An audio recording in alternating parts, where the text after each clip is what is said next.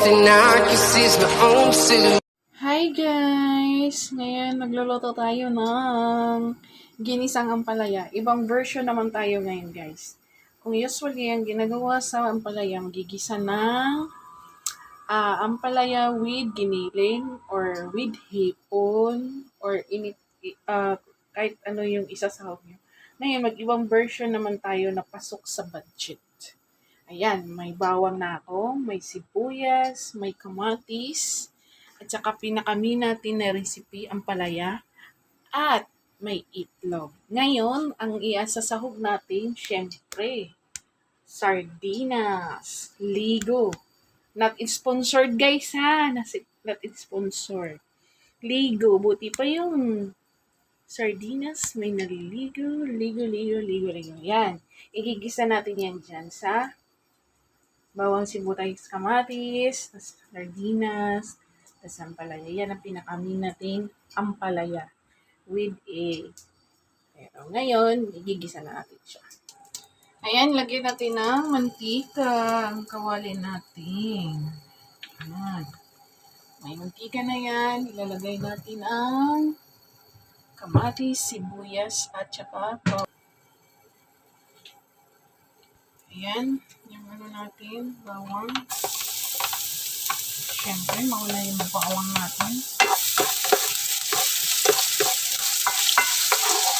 Sa mga, natin guys, yung hindi tayo sa budget, na kung kaya lang naman natin, sardinas, pwede siya, chok siya yung guys. Ayan, sibuyas, bawang, sila natin yung kamatis. Ang kamatis, kailangan durugin natin. Saka natin ilagay yung sardinas.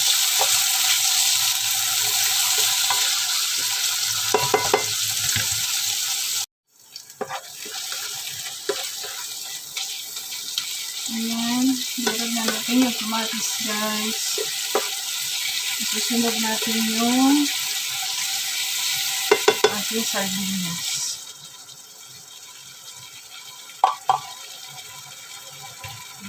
Mas masarap na yun. Siyempre, haluin natin.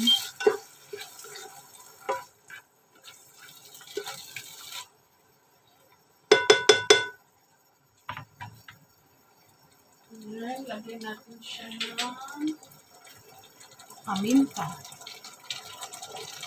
Hindi natin malakalimutan yung paminta kasi napadagdag ng panlasa. Tapos, nalagyan natin siya ng seasoning. Kung may magic sarap kayo, or bitchin, or sesame.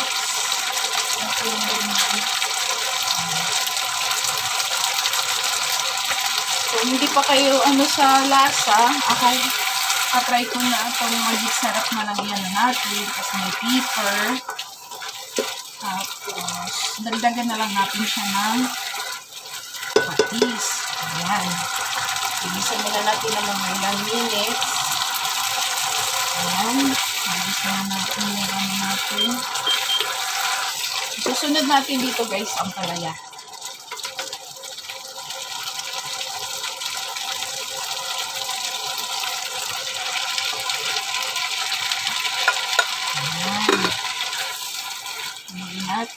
Dapat nandyan lang din yan sa iyo kung saan yung may yung ampalaya. Para sa akin, mas gusto ko yung medyo makrunchy pa yung ampalaya. Yung medyo mahapok-hapok pa konti. Masarap siya kainin. Siyempre, yung ampalaya ko, inano ko muna to sa asin para mabawas-bawasan yung kunting pait. Pero mas maganda ang ampalaya bibilhin nyo, yung hindi masyado siyang garbi. Yung medyo pa siya, yung hindi masyadong green na green mo.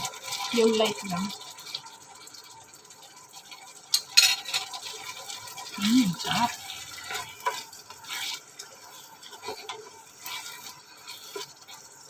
Ayan, pakuluan mo natin ng mga ilang minutes.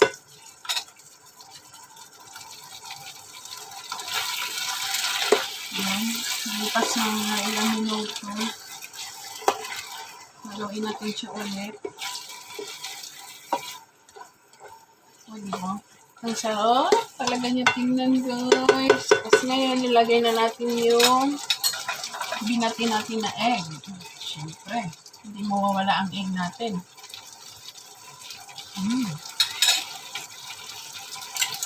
Magbati lang ako ng 2 itlog. At good na natin yung dyan.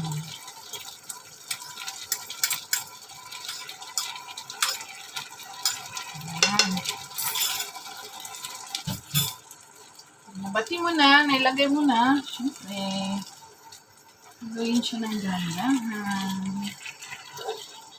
Para maluto yung egg. Hindi ko na dinorog yung sardinas. Mas maganda yung buo pa yung sardinas. Kakainin. Pag naluto na yung itlog, saka natin siyang patayin.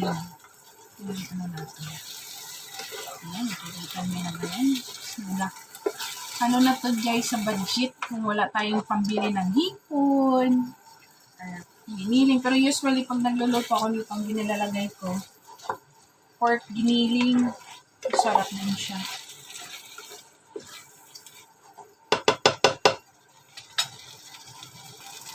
Ayan guys, makalipas ng ilang minuto. Ito na siya. Luto na yung egg natin nilagay. Pwede na natin siyang patayin. Para sa akin, okay na rin yung timpla. Ayos na rin. Kasi di ba may lasa na din yung sardinas. Ang i-add mo lang dito, seasoning, paminta, yun. Mas gusto ko to lagyan ng sili, pero syempre, may ano tayo na hindi may kasama tayo hindi kumakain na hindi maangang. Okay na yan. Yan guys, kung kayo na ano yun sa budget, kapos tayo sa budget, na hindi tayo makaano ng bili ng pang ano ng hipon or giniling, pwede sardinas guys, depende sa inyo yan. Sarap. Maparaming kain ko nito Si Randay. Maraming salamat guys. Thank you for watching. Bye-bye.